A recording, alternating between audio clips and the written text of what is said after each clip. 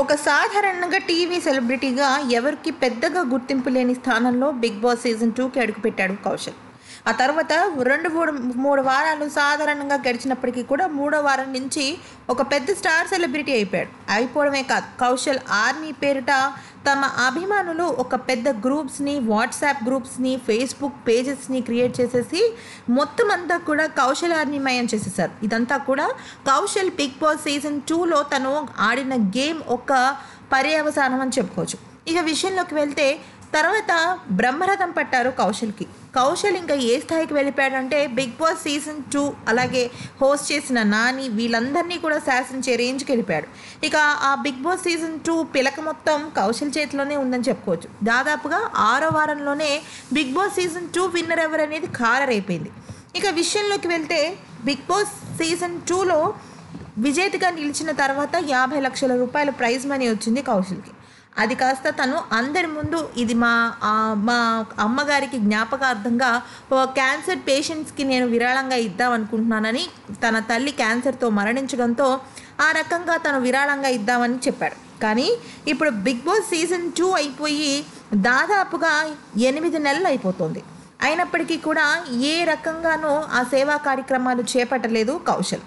అంతేకాకుండా ఆ డబ్బు గురించి కౌశల్ ఆర్మీ సభ్యులు అడిగితే అది నా డబ్బు, ఎప్పుడు ఎక్కడ ఎలా ఏం చేయాలో నాకు బాగా తెలుసు, మీ పని మీరు చూసుకుంటే మంచిది అంటూ ఓపెన్ స్టేట్మెంట్లు కూడా ఇచ్చాడు.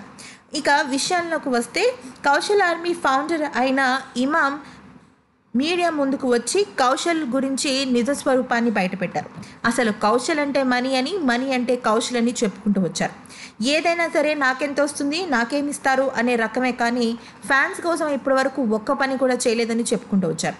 ఇక అంతేకాకుండా ఫ్యాన్స్ ఎవరైనా సరే హ్యాపీ న్యూ ఇయర్ చెప్పినా కనీసం తిరిగి thank you same to you అని కూడా చెప్పలేని ఒక సంస్కారహీనుడు అని కూడా చెప్పారు.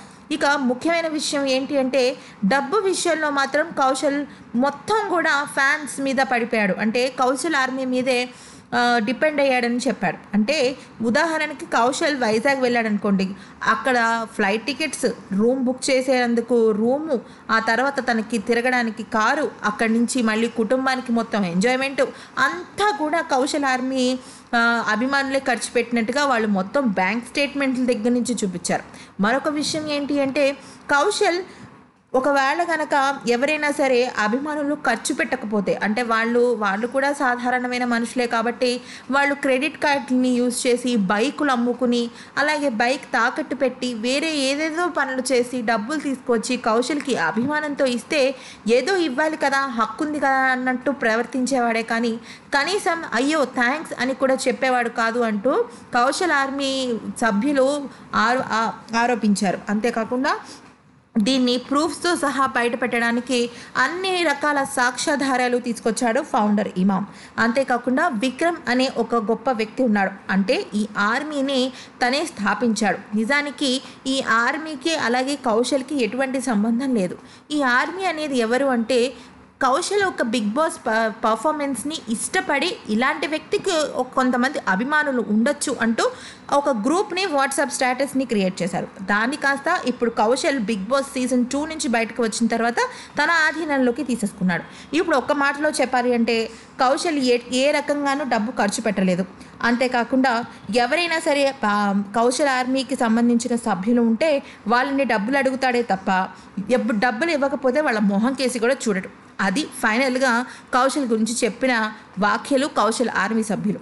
దీన్ని బట్టబయలు చేశారు సాక్ష్యాధారాలతో, పక్కా ప్రూఫ్స్తో. చూసారండి, మనం బిగ్ బాస్లో తన పర్ఫార్మెన్స్ని చూసి అద్భుతం అనుకున్నాం, కానీ తను బయటకు వచ్చిన తర్వాత తన నిజ స్వరూపం ఈ రకంగా ఉంది అంటూ షేక్ ఇమామ్ పేర్కొన్నారు. అంతేకాకుండా తను బిగ్ బాస్ సీజన్ 2లో కూడా ఆ 16 మందిని తనను టార్గెట్ చేసేటట్టుగా తను ప్రవర్తించేవాడని, అది చాలా తప్పని కూడా పేర్కొన్నాడు. మరి దీని గురించి మీ కామెంట్స్ ఏంటో కామెంట్స్ రూపంలో తెలియచేయండి.